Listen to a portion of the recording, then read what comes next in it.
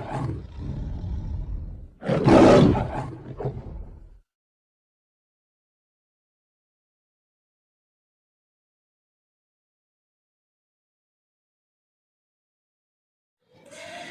Hind Nichal Perry, all of you my dear friend, this is Shiva Rathore from Nichal Perry.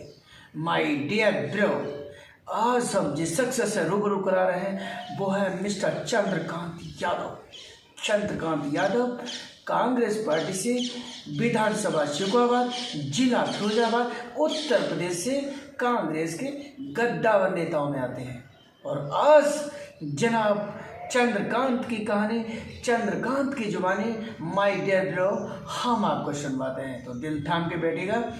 Sir नमस्कार। नमस्ते चंद्रकांत जी, आचार संहिता में आपका स्वागत है। सर कैसे हैं? बढ़िया है सर। अब तो चुनाव का मौसम तीव्र गति पकड़ चुका है, आचार संहिता लग चुकी है और शिकोहाबाद से आप दमखम दिखा रहे हैं। और मोहतरमा प्रियंका गांधी जुमा अभी 2 दिन पहले शशागंज में आई थी और लड़की हूँ, लड़ सकती हूँ और सब कुछ।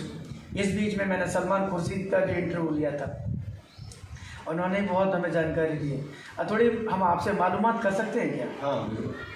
सर आप ये बताइए, कांग्रेस पार्टी के जो कार्यकर्ता उनको ऐसे क्यों लगता है कि 2022 में जो चुनाव मूड पे आ गया है, आचार संहिता लग गई है, उनकी बहन प्रियंका गांधी मुख्यमंत्री बनेंगी। इस बीच में जनाब योगी आदित्यनाथ, जनाब अखिलेश यादव, मोहतरमा मायावती ये कुछ नहीं कर पाएंगे और ये कुछ काम के नहीं है। Tell me right now mister Chandrakant Yadav. Hello भाई, मैं आपके चैनल के माध्यम से बताना चाहता हूँ, जो जनता की आवाज़ है, जनता रोजगार बेरोजगारी से जनता परेशान है। तो जनता को पहले रोजगार चाहिए। जो भी सरकारें ये केवल भड़का के जात पात पे, मंदिर पे, मस्जिद पे, पाकिस्तान पे राजनीति कर रही है योगी जी, पर जनता के मुद्दा को नहीं उठाया। जनता को पहले रोजगार चाहिए, नौकरी चाहिए, धंधा व्यापार बिजनेस चाहिए। इस पर कोई भी पार्टी बात नहीं कर रही है। जो आज जनता देख रही है कि कांग्रेस जो जनता को देश की जो जरूरत है उसको लेके चल रही है। सबसे पहले रोजगार अगर लोगों पर होगा, देश आगे बढ़ेगा। नौजवानों को रोजगार चाहिए। पूंजीपतियों की वो सोच रहे हैं, जो बीजेपी वाले वो केवल चंद पूंजीपतियों के बारे में सोच रहे हैं। वो देश के गरीब, छोटे व्यापारी, किसान, मजदूर, इनके बारे में कहीं नहीं सोच रहे हैं। ये सब सोच जो लेके चल रही है प्रियंका गांधी, कांग्रेस पार्टी लेके चल रही है, वो जनता को, देश को आगे उठाने का काम कर रही है जनता।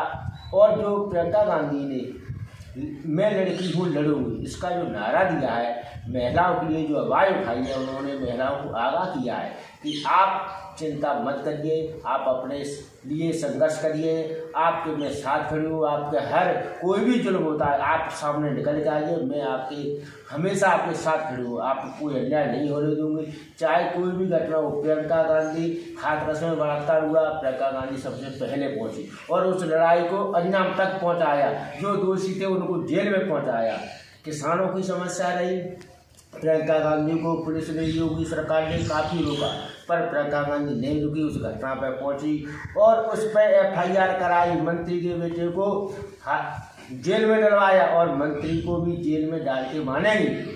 रही आगरा की व्यवस्था, वाल्मीकि समाज की, वहाँ पर जो पुलिस ने अत्याचार किया, वहाँ पर भी प्रियंका गांधी लखनऊ पर इन्होंने रोका, काफ़ी प्रयास किया। उसके बाद ही प्रियंका गांधी उस घटना पर गई और उस घटना को लेके आंदोलन किया। उन्होंने FIR कराई और उस परिवार के साथ न्याय दिलाया।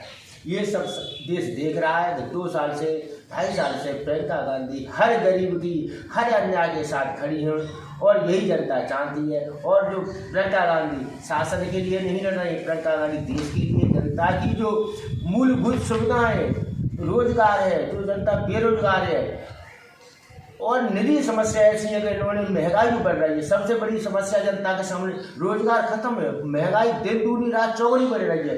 वो सब समस्याओं पर कांग्रेस काम कर रही है और लोग विश्वास कर रहे हैं कि प्रियंका गांधी जो अपनी जो घोषणा पत्र बनाया है प्रियंका गांधी, वो सब जनहित को देख के उसमें महिलाओं के लिए, किसानों के लिए, सबको विचार करके सोच समझ के घोषणा पत्र बनाया और जनता ये विश्वास कर रही है कि प्रियंका गांधी का घोषणा पत्र जो बनाया वो सरकार आने पर पूरा होगा। इस पर जनता पूरा विश्वास कर रही है और हम आपके चैनल के माध्यम से बताना चाहते हैं जनता अब सपा बसपा को वोट नहीं देगी, अब जनता कांग्रेस को मौका देने जा रही है।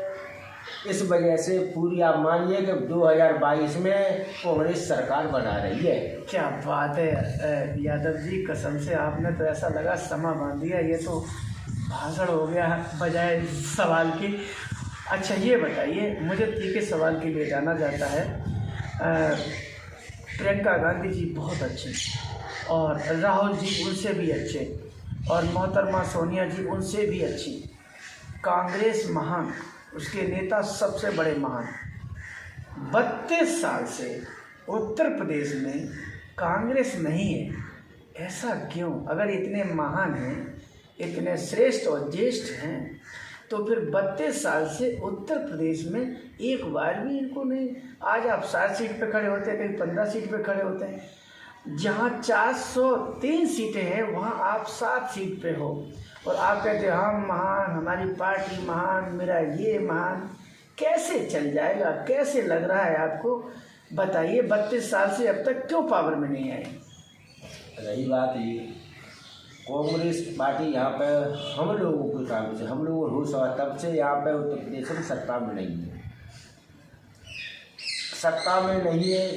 पर यही तो सवाल है कि क्यों नहीं सत्ता में? यहाँ यही सवाल है। अभी तक कांग्रेस ने उत्तर प्रदेश पे ज़्यादा ध्यान नहीं दिया था। आज जब देश इतने बेरोजगारी से गुजर रहा है, देश को त्राही बची है, अब कांग्रेस ने कमर कसी है। प्रियंका गांधी ने दिया उठाया है कि हम उत्तर प्रदेश से ही शुरुआत करेंगे और जो उत्तर प्रदेश भटक रहा था, उत्तर प्रदेश की जनता जो जात पात में, धर्म, मस्जिद में जो भटक रही थी, जो उत्तर प्रदेश में आज कांग्रेस की सरकार 32 साल से नहीं है, उसी वजह से आज उत्तर प्रदेश काफ़ी पीछे चला गया है। अगर उत्तर प्रदेश में कांग्रेस सरकार होती तो यहाँ पर कई उद्योग होते, कई हॉस्पिटल होते, उत्तर प्रदेश बहुत आगे होता विकास में। ये इन्हीं बंदर बाट में ही तो उत्तर प्रदेश पीछे चला गया। यहाँ पे बेरोजगारी एकदम समस्या पर बढ़ गई है।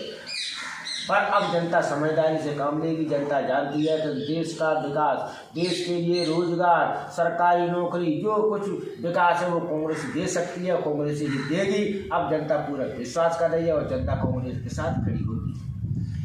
अच्छा ईमानदारी से बताना, चलिए यूपी में 32 साल हो गए, दिल्ली में मोहतरमा सोनिया गांधी रहती है, दिल्ली में केजरीवाल ने, मध्य प्रदेश में शिवराज जी ने, एक बार कमलनाथ जी ने वहाँ पे हाथ चलाया भी था, लेकिन वो भारतीय जनता पार्टी इतनी ताकतवर पार्टी है कि वो उनका जो हाथ नहीं चल पाया और वो शिवराज सिंह दोबारा से पुनः मुख्यमंत्री बन गए। समझे? वहाँ वो हैट्रिक लगा रहे हैं, दिल्ली में वो हैट्रिक लगा रहे हैं मिस्टर केजरीवाल। दिल्ली में तो स्वयं सोनिया गांधी जी रहती हैं। अब जब वो दिल्ली नहीं देख पा रही हैं, उसके अगल बगल के राज्य नहीं देख पा रही हैं, बगल में एक हरियाणा लगा हुआ है, चलो पंजाब में आपने बना लिया, हरियाणा लगा हुआ, खट्टर साहब हैं जो वो दांत खट्टे कर रहे हैं उनके, क्या कहेंगे इस बारे में?